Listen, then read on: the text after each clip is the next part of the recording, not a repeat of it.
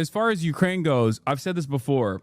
There are a couple options on the table. Either you take the shittiest deal of all time, led by Donald Trump, the deal maker of all time, where you basically sell off your natural resources and allow Russia to permanently annex Eastern Ukrainian territories, which is what I suspect is the, I guess, in all of the options of all time, this is the best possible option that is in front of Ukraine, right? This is the one that at least the Trump administration is putting forward. The other options in terms of like continuing the war are as follows. One, Ukraine says no to this deal. America removes its support for Ukraine. European allies try to make up for the demand in weapons. It's not going to work. And in that process, they lose out even more territory because they don't have a standing military that can withstand further Russian incursion. Now, if that's what's going to happen, there's a couple different things that the European partners could do.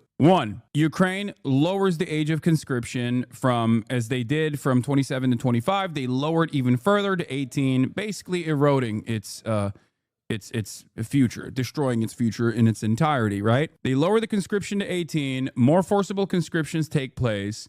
There's already a lot of issues with deserters and corruption in the front lines. And on top of that, Ukraine will go to the United States of America and also Europe to forcibly deport Ukrainian men, like able-bodied Ukrainian men that could be serving in the Ukrainian defense, and they ship them off back to Ukraine by force using ICE or their internal immigration enforcement agencies, and they ship them back to Ukraine and force them to fight. Or there is another nuclear option, and none of these, by the way, are guaranteed to deliver any sort of emancipatory victory for the Ukrainian state. Another option is to disband NATO so that there is no, or I guess like maybe revoke Article 5. I don't know if you can even do that. If the European states actually wanted to truly defend Ukraine, they would need to send their own personal military to Ukraine. But as it stands, they can't send their personal military to Ukraine. There's many issues with that to begin with. There's not a lot of troops. There's not a lot of combat readiness for a lot of European countries in general.